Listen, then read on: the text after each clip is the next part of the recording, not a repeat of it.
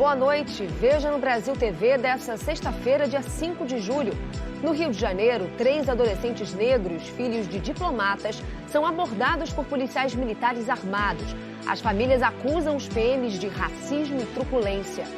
No Maranhão, a justiça determinou a prisão de um vereador acusado de estupro contra a filha e as sobrinhas. Em São Paulo, 10 pessoas morreram num acidente no interior do estado depois que um ônibus fretado perdeu o controle e bateu num viaduto. E ainda, trabalhar em navios pode ser uma grande oportunidade para os jovens em situação de vulnerabilidade social mudarem de vida. É agora no Brasil TV.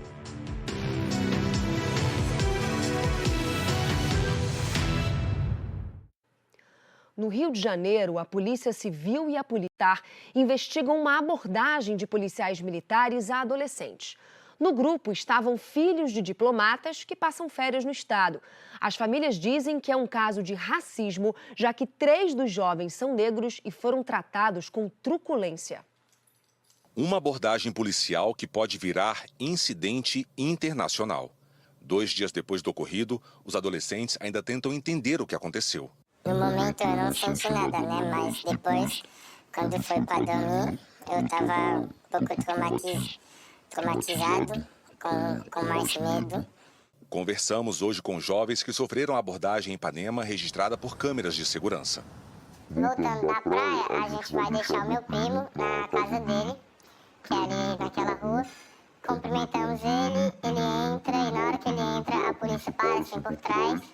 Chega apontando arma, falando para encostar na parede, levantar o braço. A abordagem foi na quarta-feira à noite. 5 jovens, 2 brancos brasileiros e 3 negros estrangeiros chegavam no prédio de um deles em Ipanema. Os adolescentes entre 13 e 14 anos parecem conversar na calçada.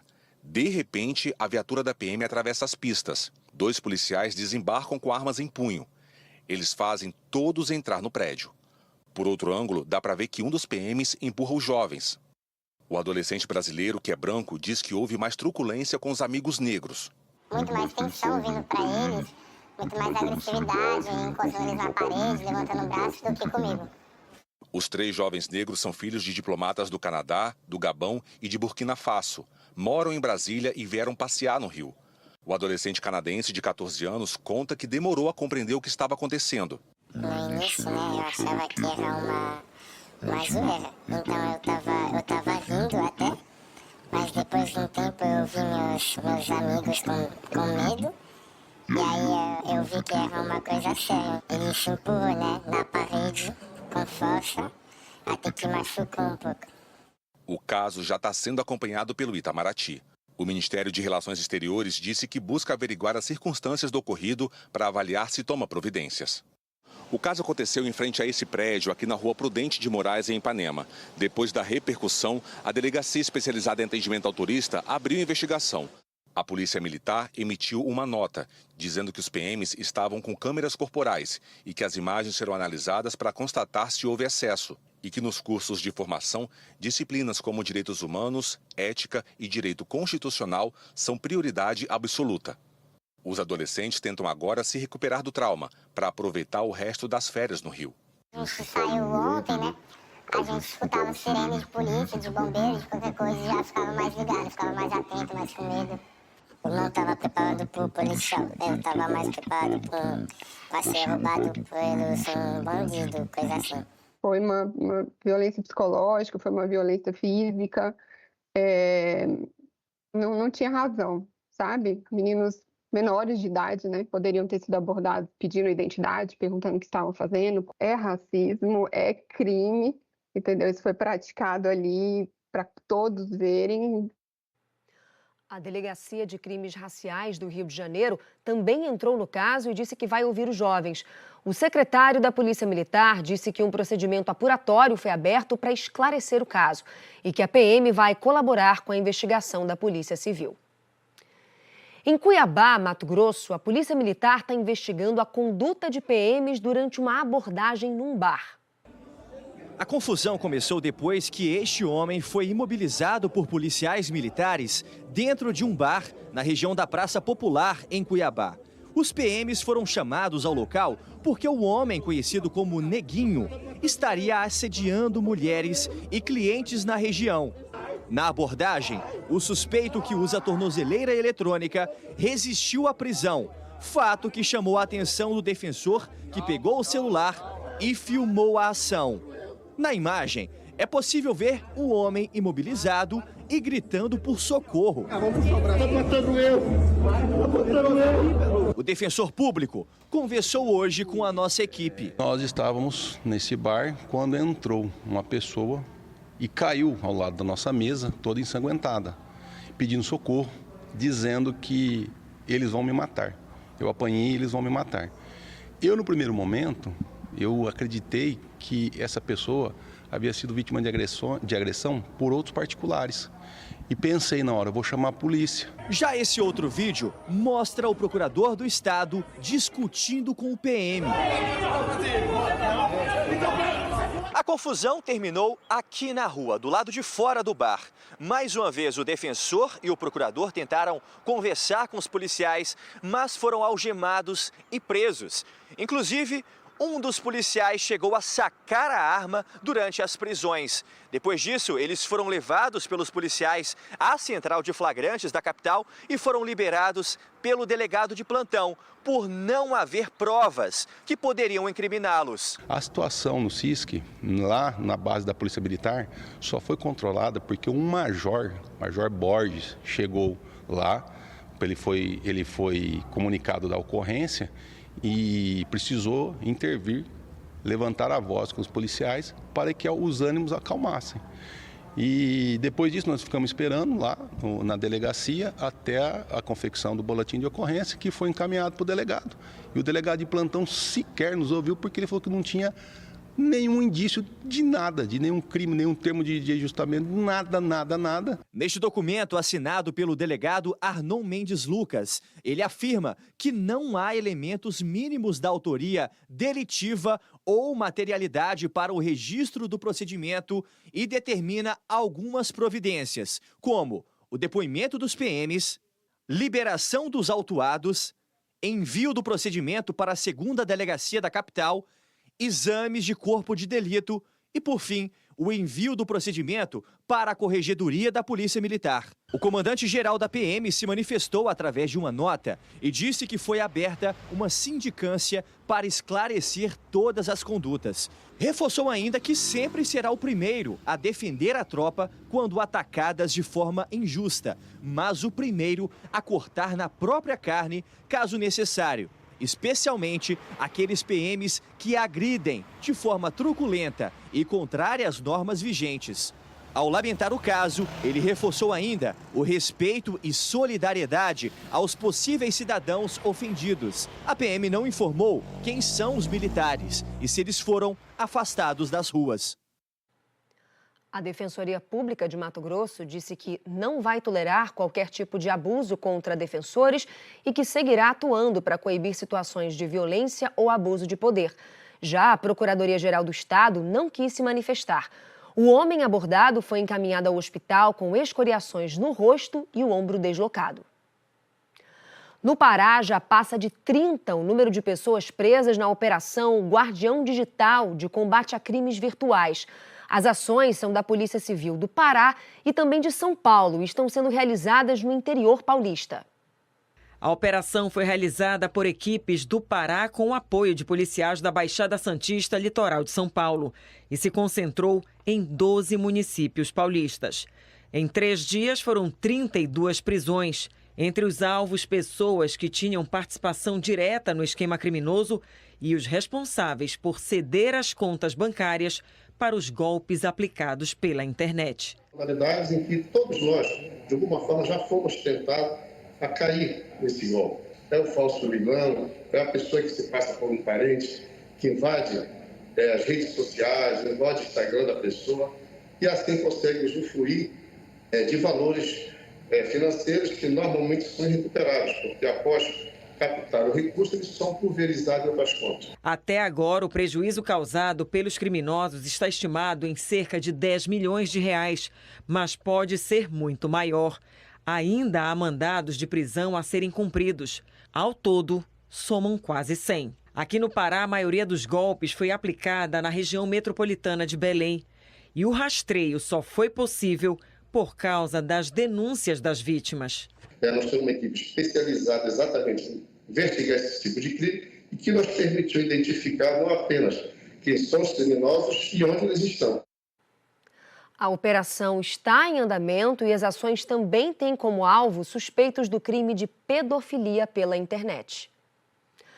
No Maranhão, a Justiça determinou a prisão de um vereador de Cajapió, acusado de estupro contra a filha e as sobrinhas. A Geice Gomes tem os detalhes. Fábio José Câmara Costa é vereador na cidade de Cajapió, no interior do Maranhão. O município fica a cerca de 180 quilômetros de São Luís. A Justiça determinou a prisão preventiva do parlamentar porque considerou que solto ele representa um risco para a sociedade. Ele é suspeito de estuprar a filha e sobrinhas, todas menores de 13 anos. Segundo o Ministério Público, as vítimas contaram que sofreram os abusos à avó, que registrou uma denúncia no Conselho Tutelar em outubro do ano passado. O Conselho Tutelar levou o caso até a polícia, que iniciou a investigação. Uma das vítimas chegou a relatar que foi abusada mais de 10 vezes e que os estupros começaram quando ela tinha apenas 4 anos de idade. A defesa do vereador alegou que ele não poderia ser preso porque sofre de pressão alta e dores de cabeça. Mas a Justiça disse que essas doenças podem ser tratadas com remédio dentro do presídio. De São Luís, Geice Gomes para o Brasil TV. Em São Paulo, 10 pessoas morreram num acidente no interior do estado e mais de 40 pessoas ficaram feridas. A lateral do ônibus ficou destruída. Algumas poltronas saíram do lugar. Outras foram retiradas pelos bombeiros durante os resgates das vítimas. A Edna viajava com os filhos e as netas. Não dá nem para entender como é que foi. Foi tão rápido, só viu o ônibus soqueteando. E eu gritando, né, para Nossa Senhora, minhas netinhas tudo do lado ali. Só Deus, né? Para nós foi Deus. A família dela ficou com ferimentos leves. Mas das 52 pessoas que estavam no ônibus, 10 morreram na hora. O ônibus fretado tinha saído de Itapeva ontem à noite. Estava indo para Aparecida, famosa pela Basílica de Nossa Senhora Aparecida. Acabou batendo no viaduto no município de Itapetininga pouco depois da meia-noite. A estrada está em boas condições. São 2 pistas com 2 faixas mais o acostamento. O trecho é uma leve curva. A polícia ainda vai ouvir oficialmente o motorista, mas ele já contou que o ônibus apresentou uma falha mecânica e travou a direção. Neste momento, a polícia científica está no local analisando as poltronas que foram arremessadas com o impacto da batida, além dos pertences pessoais das vítimas que ainda estão espalhados pelo trecho. Inicialmente, a versão do motorista foi que a direção do ônibus travou e isso foi o que resultou no sinistro, né? Essa informação foi passada por ele. Contudo, isso só vai ser devidamente apurado após o trabalho pericial e a conclusão da perícia sobre esse fato aí. Segundo o governo do estado, o ônibus da empresa Onix está com situação regular, tanto na Artesp, Agência Estadual de Transporte, como na Polícia Rodoviária. 2 feridos foram levados para um hospital em Sorocaba. Uma criança e o tio que estão fora de risco. O socorro levou as outras vítimas para o hospital de Itapetininga, 5 em estado grave. A esposa do Mário se feriu na tragédia. Ele não estava no ônibus, mas conhecia o seu Moacir, organizador da excursão que morreu. Ele, a família inteira dele morreu. Morreu 2 genros, 2 filhas, neto dele, morreram tudo que estava bem na frente do ônibus, né? Eles fazem manutenção nos ônibus, todas as viagens que vai e volta, eles fazem manutenção. O senhor conhece a empresa? Conhece, nós viajamos todo ano com eles. Faz muitos anos que o Moacir fazia a excursão para lá, mais de 50 anos. A Onix, empresa responsável pelo ônibus, pelas redes sociais, manifestou o pesar pelo ocorrido e informou que presta apoio aos afetados pelo acidente. No Paraná, 4 pessoas morreram e outras 3 ficaram feridas num grave acidente entre um carro e 2 caminhões na BR-277. A Samile Penteado tem as informações. O acidente foi por volta das 13h40 da madrugada na BR-277, quilômetro 389. De acordo com a Polícia Rodoviária Federal, 2 caminhões e um carro se envolveram na batida. Um caminhão paraguaio que seguia sentido Curitiba teve uma pane mecânica e precisou parar na pista. Porém, um carro acabou batendo na traseira do caminhão. Logo depois, outro caminhão que seguia sentido a Cascavel bateu de frente com um caminhão paraguaio. As 4 pessoas que morreram estavam dentro do carro, 3 homens e uma mulher. Outras 2 pessoas do carro e o motorista de um dos caminhões ficaram feridos e foram levados para atendimento médico. Nesse veículo Uno, estavam 6 pessoas.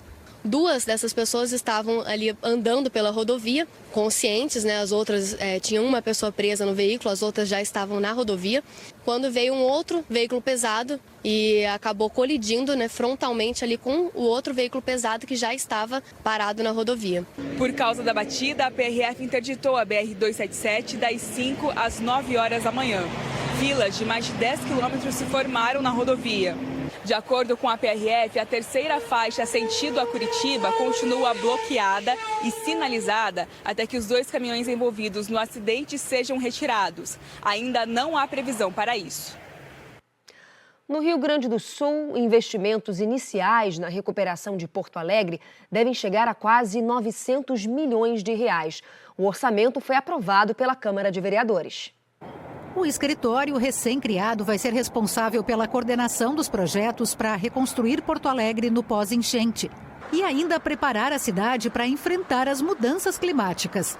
A estrutura deve funcionar em caráter provisório até dezembro desse ano. Naturalmente, como temos uma eleição em curso, uma nova gestão, se avaliar a necessidade deste modelo de escritório ou que seja um outro modelo, vai ter essa condição de, eventualmente, prorrogar o seu funcionamento. As primeiras medidas já detalhadas na fase inicial devem custar 896 milhões de reais. Entre elas, a recuperação de postos de saúde, escolas, áreas verdes e equipamentos de assistência social. Um projeto ambiental e urbanístico para as ilhas, em parceria com o Programa das Nações Unidas para o Desenvolvimento, o PNUD. A adoção de um sistema de alertas de emergência em 10 pontos estratégicos da cidade e a estruturação de um centro de monitoramento e previsão do tempo. Mas é na recuperação dos sistemas de proteção contra as cheias da capital que está previsto o maior volume de investimentos. São 510 milhões de reais para os diques, o muro da Avenida Mauá, as comportas e as bombas de drenagem. Parte dos recursos para a reconstrução vai vir da iniciativa privada. São contrapartidas que empresas têm com a cidade e que iriam ser executadas a longo prazo. Elas foram agora adiantadas. É daí que vai vir, por exemplo, 40 milhões de reais para a recuperação de 2 trechos da orla. A gente precisa modernizar o sistema. Por exemplo, a casa de bombas, atualmente, não basta só consertar. A gente tem que fazer algumas modificações, elevar a cota, né, de onde está instalada essas bombas, para elas não entrarem em contato com a água, os motores não entrarem em contato com a água também. E caso entre em contato, a gente poderia utilizar uma bomba submersível, que a gente viu que a água atingiu cotas que passaram por cima desses diques, e isso aumentou ainda mais a inundação, né? Trabalhar em navios de cruzeiro não é uma tarefa muito fácil não, mas tem muita gente aproveitando essa oportunidade para ganhar experiência e mudar de vida. Na Baixada Santista, em São Paulo, um projeto ajuda jovens a entrarem no setor que tem crescido a cada temporada. A Stephanie já vai para a 4ª temporada embarcada em um cruzeiro. A jovem de 20 anos agarrou a oportunidade de mudar o futuro. Ela admite que trabalha muito, mas graças a esse trabalho, esteve em 18 países. Feliz porque eu estava ganhando grana, ganhando dólar, ganhando gorjeta, conhecendo os novos países e também aprendendo novas línguas diferentes, que eu sempre quis aprender nova língua. A Stephanie foi selecionada para fazer o curso dos jovens tripulantes. Foi essa capacitação que abriu as portas para ela entrar no setor de cruzeiros.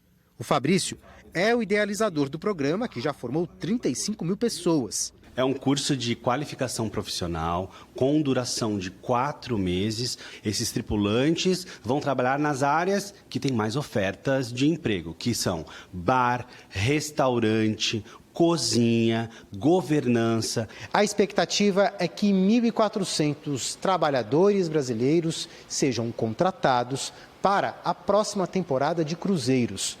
8 navios vão operar na América Latina e 15% dos tripulantes devem ser aqui do nosso país. Essas vagas são destinadas às pessoas preferencialmente em situação de vulnerabilidade social. A Lia trabalhou a bordo durante 12 anos. Casou com um tripulante estrangeiro, um jamaicano.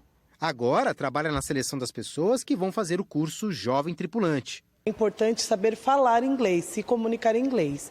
Essa é a principal para qualquer vaga.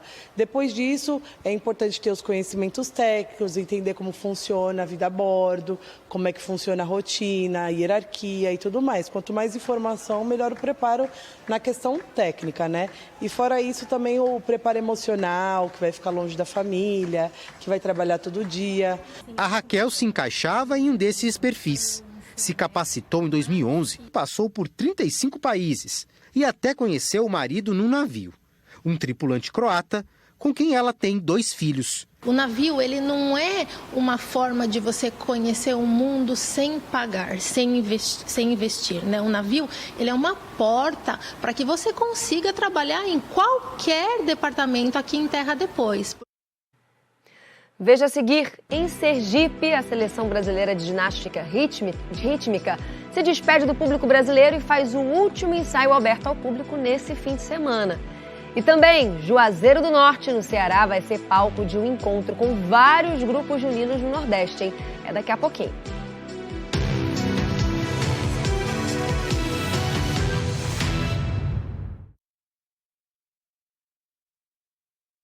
Atenção!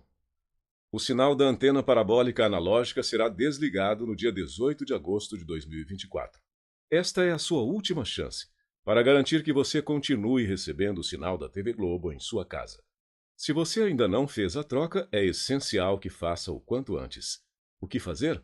Se você é beneficiário dos programas sociais do governo federal, acesse o site www.sigaantenado.com.br ou ligue 0800 729 2404.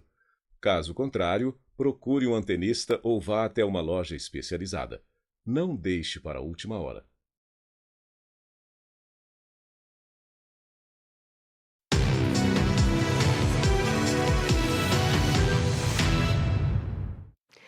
Em Aracaju, Sergipe, a seleção brasileira de ginástica rítmica se despede do público brasileiro, onde fará o último treino aberto nesse fim de semana.